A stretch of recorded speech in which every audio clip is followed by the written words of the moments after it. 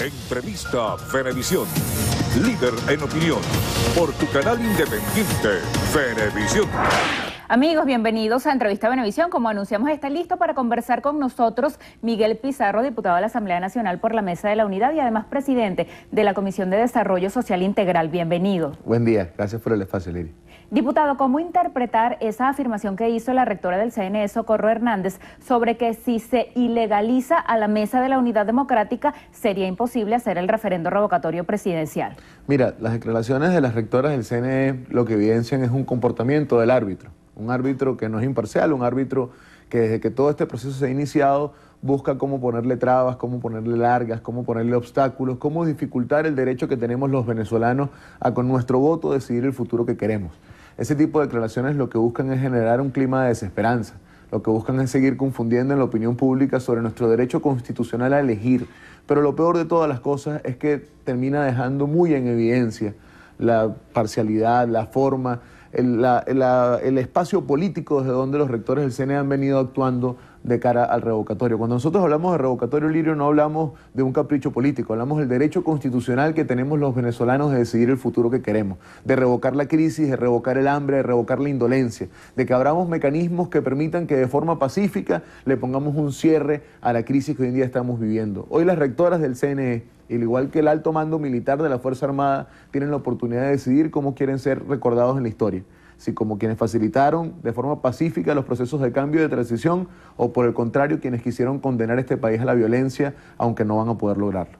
En el mismo tema revocatorio, esa llamada toma de Caracas a la que está convocando la Mesa de la Unidad para el 1 de septiembre, ¿en qué consiste? ¿Y la van a hacer incluso si el CNE anuncia antes la fecha para la recolección del 20% de firmas? Mira, la unidad ha venido cumpliendo con todos los requisitos que ha planteado el CNE. Los de verdad, los de mentira, los que se inventaron, la verificación de las verificaciones. Tuvimos que cruzar ríos, sortear cabalas, agarrar carreteras, quitar troncos de las vías. Los venezolanos hemos demostrado nuestro talante democrático de derrotar obstáculos y derrotar trabas. Cuando nosotros hablamos de la gran toma de Caracas, hablamos de un enorme ejercicio de protesta ciudadana, de la exigencia no solamente de la clase política, sino la exigencia de ese que hoy no tiene medicamentos y sabe que mientras este gobierno exista y siga este modelo, no va a conseguir los medicamentos. De ese que hoy está en la semana cercana a la quincena y sabe que cuando cobre se le va a ir en paga deudas o en comprar un cuarto de kilo de queso, un cuarto de kilo de jamón y 2 canillas y que no le va a alcanzar para más nada. Esta realidad que hoy tenemos los venezolanos nos obliga a entender que el revocatorio no será el fruto de lo que ellos quieran, no es un regalo del de la sonrisita, no es un regalo de las rectoras, será el fruto de nuestra capacidad de exigir, de movilizarnos y de pelear por lo que es justo. Este país merece cambiar, este país merece tener un destino distinto y un camino distinto del que hoy en día tenemos todos como venezolanos. Acá no es justo y no es posible el problema de hambre de los muchachitos, el problema de los hospitales. ¿Quién no tiene hoy cerca una historia de una medicina que falta, un insumo que falta, alguien haciendo una colecta para poderse pagar una operación o algún servicio médico? Esa Venezuela del dolor, esa Venezuela del sufrimiento, del suspiro viéndonos los zapatos es la que nosotros queremos y merecemos. Sin duda alguna no. Y por ello desde la unidad entendemos que la movilización, la organización y el reclamo de nuestros derechos, como la gran toma de Caracas, son ejercicios que debemos mantener, debemos potenciar y deben ser no solamente por razones del revocatorio como revocatorio. Al revocatorio hay que ponerle apellido. Es revocar la cola, es revocar la crisis, es revocar la indolencia, es revocar la mentira, como los ministros que uno los ve celebrando porque llegaron 2 barcos de atún al país. Y es que aquí antes la economía cómo funcionaba. Cuando un país celebra que un barco llegó al puerto, es el mejor síntoma de la crisis económica en la que estamos sumergidos. Justamente, ya que habla usted de crisis económica, usted ha estado promoviendo y sometiendo a consulta un plan de alimentación escolar. Incluso había una propuesta de que las escuelas permanecieran abiertas en vacaciones para que los niños fueran a alimentarse. ¿Cómo se están alimentando los niños y en general la familia venezolana? Mira, yo debo iniciar felicitando la iniciativa de Carlos Ocariz y Enrique Capriles, que la Alcaldía de Sucre y la Gobernación de Miranda durante el periodo de vacaciones están manteniendo abiertas las escuelas. Nosotros hemos estado el viernes y el fin de semana recorriendo varias comunidades, precisamente haciendo consultas con padres y representantes. Mira, cifras que a uno le preocupan. En el presupuesto de nuestro país se destinan 1.000 millones de bolívares más a la compra de armamento y equipos militares que al programa de alimentación escolar. Por día, por niño, se destinan menos de 15 bolívares. Y yo le digo a quien nos ve en su casa que reflexione, ¿quién compra algo con 15 bolívares? Ese es el destino y ese es el monto de dinero que le destina el Ejecutivo Nacional a la alimentación de los más chiquitos. Pero además tiene cifras que a nosotros nos han llenado de preocupación. 2 de cada 10 muchachos hoy en edad escolar tienen problemas de talla y de peso. En los lugares a los que hemos visitado, hemos escuchado desde el sufrimiento de una madre que no manda al muchacho a la escuela en la mañana para no despertarlo temprano y ahorrarse el desayuno, quien tuvo que ausentarse de la escuela para llevárselo una cola para poder comprar comida y que compraran entre dos y no nada más entre uno. Una realidad de sufrimiento. Antes la escuela era tranquilidad, la escuela en la comunidad era el epicentro donde ocurrían la mayoría de las cosas. El momento en el que la mamá dejaba al muchacho en la escuela era hasta un alivio incluso en los estratos más pobres, porque ahí lo alimentaban y ahí lo cuidaban durante una parte del día. Esa tranquilidad se acabó. Y esa tranquilidad se acabó porque unos pocos decidieron hacer corrupción con el programa de alimentación escolar, porque han llenado de oscuridad, porque han llenado de burocracia esa corporación de alimentación que lo que hace es inventar y dan ruedas de prensa infelices diciendo que, bueno, la solución al problema de la alimentación es que siembren en las escuelas, como si es que las vacas, el pollo se siembra en los jardines o en los patios de las clases.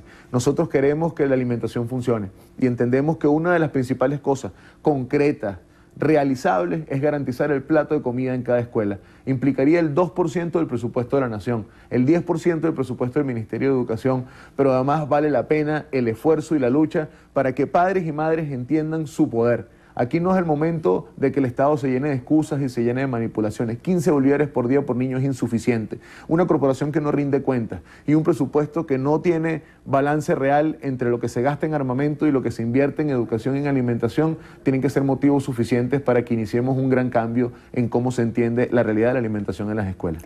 Diputado, el Gobierno Nacional a través de diferentes voceros hace anuncios como que aumenta la llegada de buques con productos de primera necesidad a los puertos, o que llegó azúcar de Guatemala, atún del Pacífico, y que los CLAP van a mejorar porque va a mejorar la distribución con la llegada de materia prima para procesar aquí, importada. ¿Esto es soberanía alimentaria, como se llama esa misión de abastecimiento de la que está al frente el ministro de la Defensa? Mira, la excusa esta con la que le dieron una presidencia bicéfala a Panino López termina siendo una demostración de fracaso. Cuando uno ve que celebran que pasamos de 0 buques a 3 buques y dan una rueda de prensa y convocan a todos los demás, al final tú terminas viendo la magnitud de la crisis y de la catástrofe que tenemos enfrente. Hoy, mientras que tú y yo estamos hablando aquí, Lirio, hay gente que no tiene nada para desayunar, hay quien se va a parar en la mañana y se vaya a trabajar todo el día y cuando llegue en la noche a la casa tendrá que tomar la decisión de quién come en la casa, si el niño, el abuelito o él, porque no va a alcanzar para que los 3 coman. Hoy tenemos nosotros un país donde el 15 y el último no alcanzan absolutamente para nada, pero lo peor de todo es la indolencia de quienes creen que fortaleciendo el mismo modelo que trajo esta crisis va a tener resultados distintos. Los controles, la mafia de las importaciones, la mafia de las fiscalizaciones, esa visión donde el Estado hace absolutamente todo y al final no hace nada porque no se responsabiliza de nada, fracasó. Aquí no hay forma de salir de esta crisis sin producción nacional, sin cambio verdadero en el modelo, entendiendo que el privado y el público tienen que ser aliados y no enemigos. ¿Quién invierte en un país donde la expropiación es una amenaza diaria? ¿Quién invierte en un país donde el gobierno ve como enemigo a todo el que no piensa como él y no usa una consigna?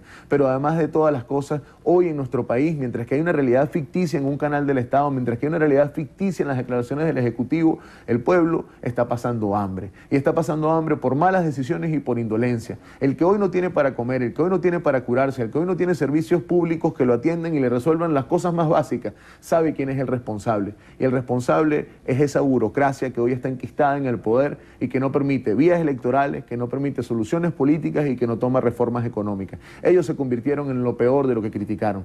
Durante mucho tiempo fue la narrativa de que los 40 años anteriores invisibilizaron a los pobres. Ahora son parte de un discurso, pero no resuelven un problema, no los convierten en parte de la acción. Que los 40 años anteriores la corrupción había acabado con la clase política. Dígame, oye, ¿qué político del gobierno alguien se puede sentir orgulloso? ¿Qué político hoy del gobierno sigue estando en el sitio donde salió, donde vivió y puede caminar tranquilo por las calles sin estar rodeado de escoltas y de asistentes y dar la cara? Esa forma en la que ellos han hecho la política los convierte hoy en parte del pasado. La indolencia no puede salir gratis. Aquí yo estoy cansado de escuchar y de ver madres que cuando tú le preguntas cómo estás, lo primero que pasa es que se le agudan los ojos, porque el sufrimiento que tienen en casa es tan grande y tan fuerte que verbalizarlo y decirlo les cuesta. Yo estoy cansado de ver mamás como las del JM de Los Ríos, nuestro principal hospital infantil del país, que hoy en día tienen terapias intensivas con cloaca, sitios donde tienen que hacerse las oncologías, las radioterapias, las quimioterapias, donde está todo el mundo sentado como en esta sala, sin la privacidad y la dignidad que se merece un niño. 25 familias para un baño. Eso es revolución, eso es socialismo. Yo creo que eso está muy, muy lejos de ser la emancipación del hombre. Diputado, muchas gracias por haber venido a Entrevista Venevisión. Muchas gracias a ti, Lili. Despedimos así a Miguel Pizarro, diputado a la Asamblea Nacional en representación de la Mesa de la Unidad Democrática. Así también llegamos al final de la presente emisión matutina. Recuerden, Noticiero Venevisión Canal 4 reporta, ustedes deciden. Hasta mañana.